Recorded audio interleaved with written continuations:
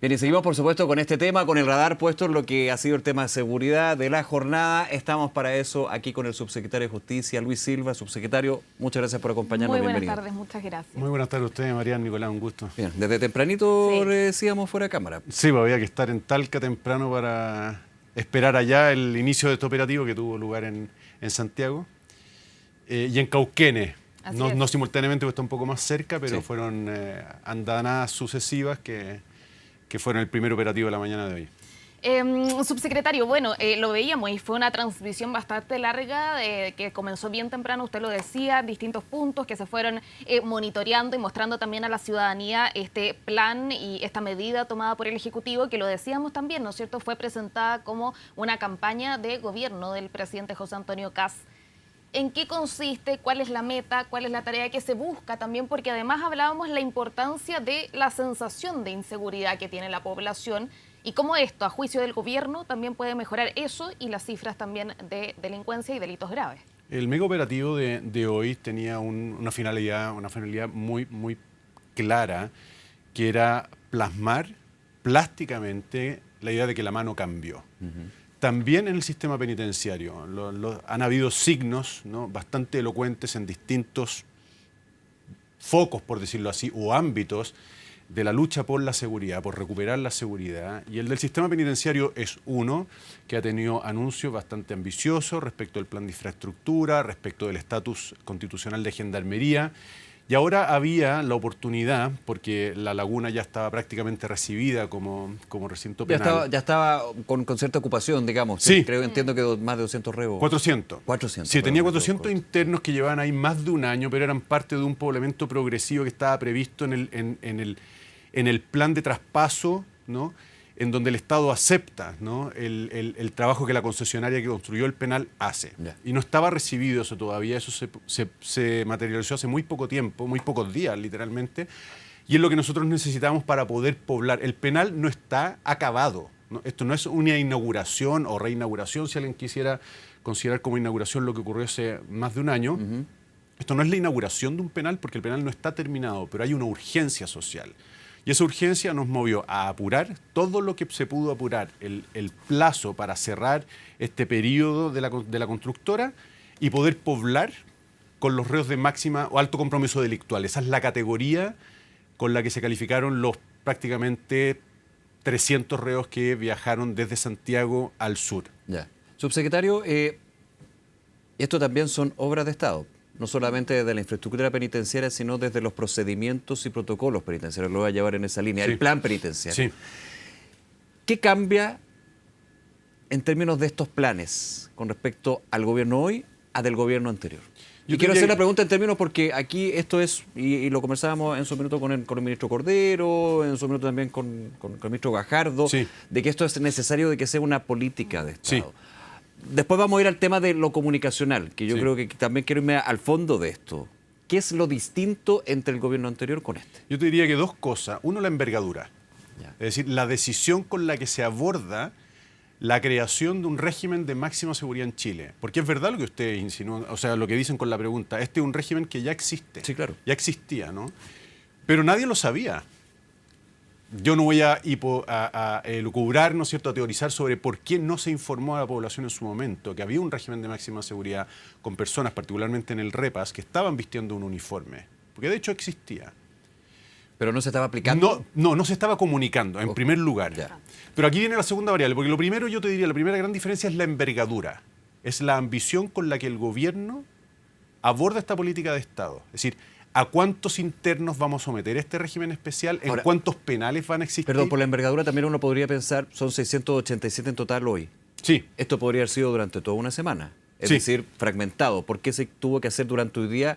Uno pensaría también, y le hago la pregunta, con los riesgos de seguridad también que conlleva, porque hay un amplio despegue de gendarmería, las policías, pero es distinto ir trasladando de a 20, por decir algo, Por supuesto. 687 el mismo día. Sí, ahí obviamente que los expertos en seguridad estimaron que esto era lo más conveniente y una de las razones que obviamente supone una ponderación, pero que yo avalo lo que ocurrió hoy día, es que en la medida en que tú fracciones este movimiento para llegar al mismo número que se cubrió en una sola mañana, tú generas al interior de los penales un clima muy, muy desventajoso para el penal, porque los internos saben esto.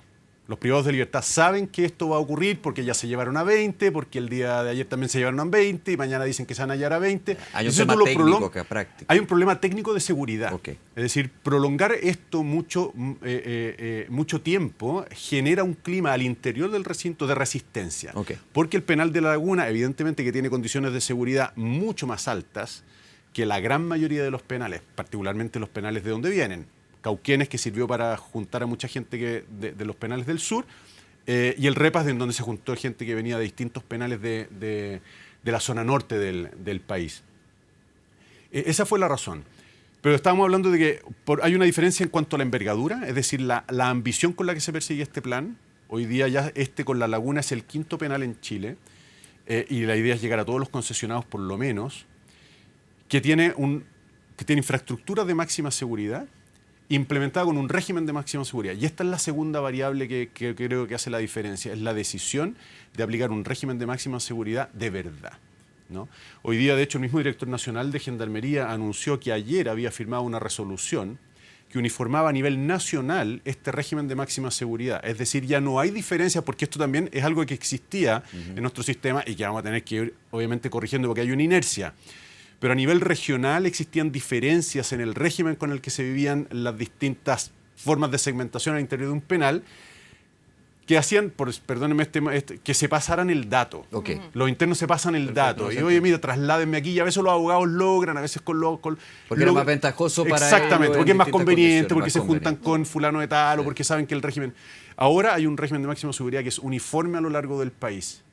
Y eso también refleja una decisión del gobierno de llevar esta política de Estado, porque es verdad que es una política de Estado, hasta el final, es decir, con todas sus consecuencias. Ahora, subsecretario, independiente, y ya vamos a entrar, como lo decía Nico, en la parte comunicacional. El presidente José Antonio Kast, cuando era presidente electo, viajó a El Salvador y visitó el Secot, ¿no es cierto? Esta cárcel llamada la cárcel de Bukele. ¿Qué elementos? Y justamente fue para visitarla, para conocerlo, para saber cómo funcionaba, etcétera. ¿Qué elementos de esa visita, de ese funcionamiento, se tomaron para poder implementarlo en esta operación que se acaba de hacer? Mira, honestamente yo creo que ninguno, O sea, te lo voy a ejemplificar con mi propio caso. Yo estuve bastante encima, no soy el único, por supuesto, y aquí Gendarmería es quien realmente lleva el peso de toda la ejecución, la planificación. Pero yo no he estado en El Salvador. Yo no conozco los detalles del sistema penitenciario de El Salvador. Lo que ha ocurrido hoy día se enmarca... ¿Pero no ha sido tema de conversación en justicia? No, el régimen de Bukele, no. Claro. ¿No? Para nada. No, el ministro de Justicia, Fernando Raaz, tampoco ha estado en El Salvador. Yo nunca he tenido Pero una le puede haber conversación. transmitido, digamos, lo que tomó como insumo el presidente. No, lo que definitivamente hay del Salvador, y eso evidentemente que está en el ambiente, estuvo en la campaña, está en el espíritu de lo que hemos hecho hoy día, es la decisión de que quienes tienen una condena la cumplan efectivamente. Eso evidentemente que El Salvador ofrece un modelo muy elocuente, ¿no? De decir, mira, se acabó la impunidad para quienes cometen crimen, se acabó el relajo para quienes tienen una condena. Ese mensaje desde El Salvador llega con una sintonía muy clara, y evidentemente que esto se recoge en el espíritu de lo que ha ocurrido hoy día. Pero respecto de las reglas que van a regir a quienes están en el máxima seguridad no existe. Te voy a poner un solo ejemplo que es bastante significativo. En el Secot, y esto lo habremos visto en imagen, no es necesario ir a El Salvador, las celdas de máxima seguridad son con 50 pelados. Sí. Ustedes habrán visto las fotos, ¿no es cierto? Sí. Acá son de uno.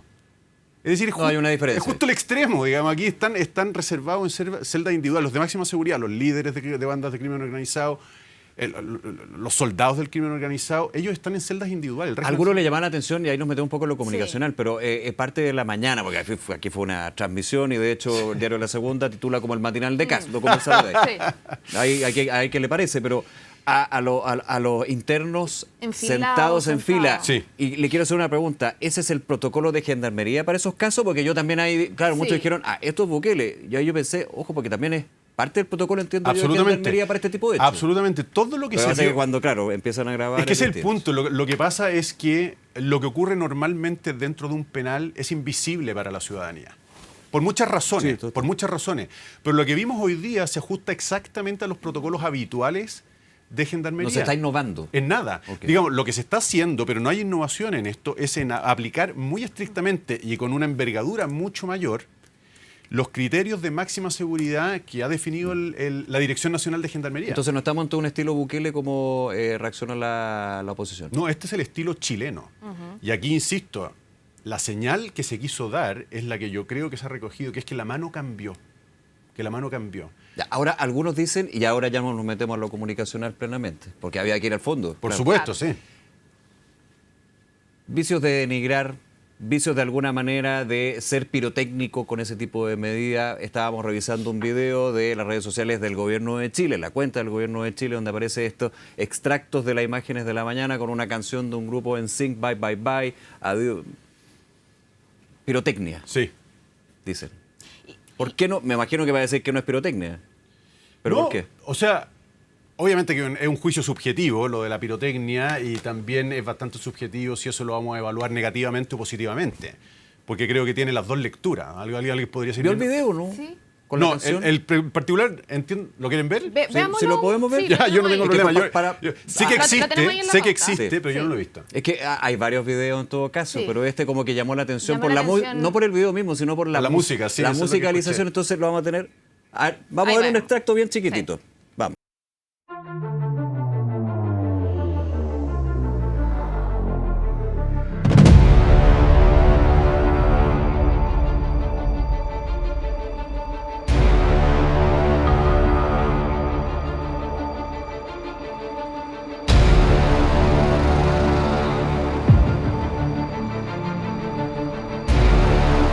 A mí me parece que está transmitiendo el mensaje que se quiso transmitir.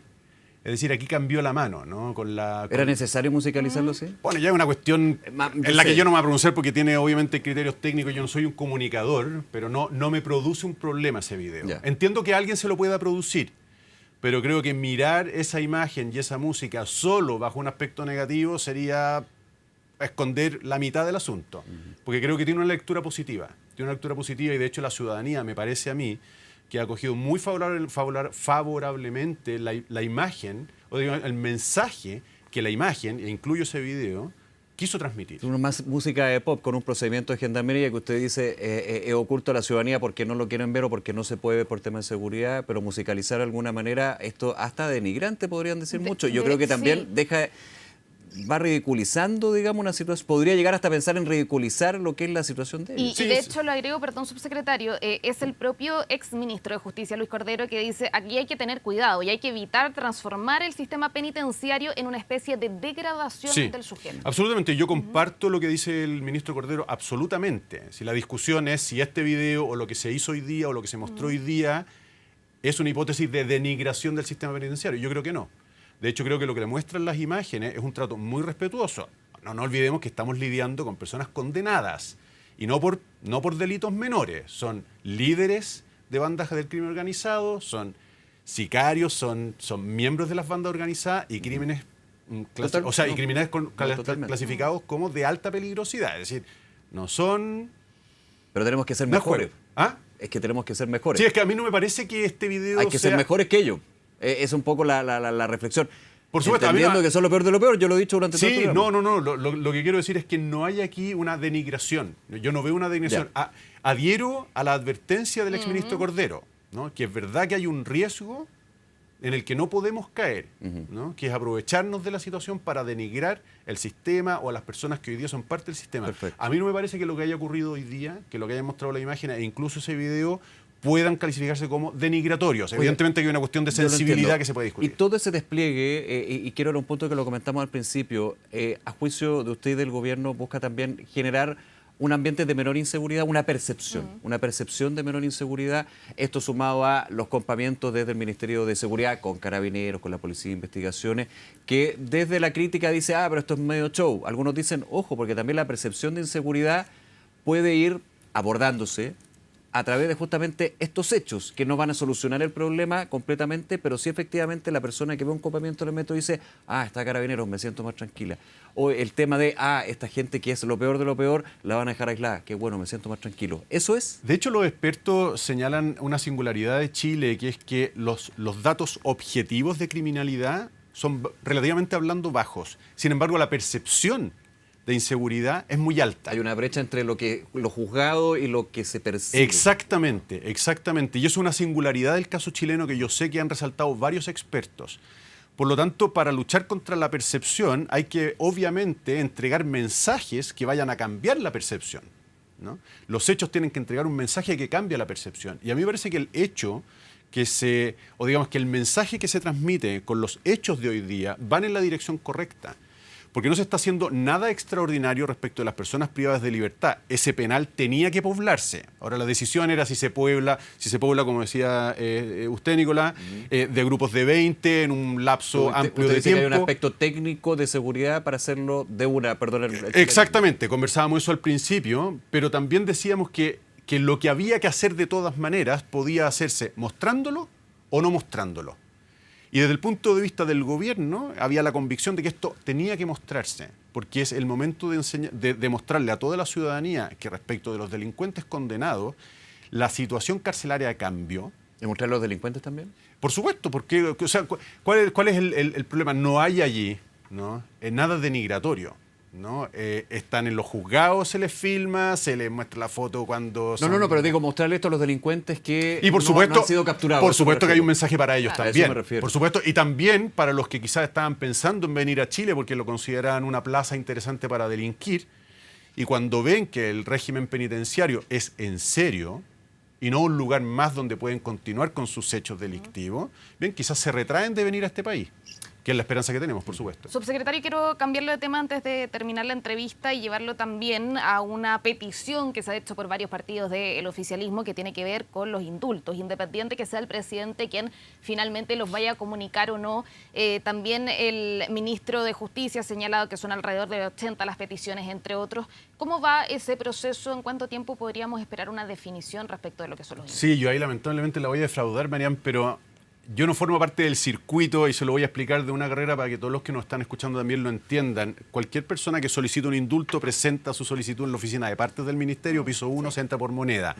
De allí se va a la oficina de indultos, que depende de la División de Reinserción Social. Y de la oficina de indultos literalmente se va al escritorio del ministro. O sea, en la oficina de indultos se forma el expediente, que requiere informes de gendarmería y lo que se quiera agregar por parte de los patrocinantes, y luego se va al escritorio del ministro. El subsecretario, que soy yo por ahora, no tiene ni una participación, literalmente ni una. Están otras cosas, pero es el ministro el que finalmente... El ministro, y del escritorio del ministro eventualmente al escritorio del presidente. Las conversaciones las tendrán entre el ministro y el presidente, y este subsecretario, este humilde subsecretario, no participa de ella. Subsecretario Luis Silva, agradecerle Muchas nuevamente gracias. el tiempo. No, a usted, un placer. Muchas Muy gracias. bien, hasta luego. Nos vemos. Adiós. Gusto.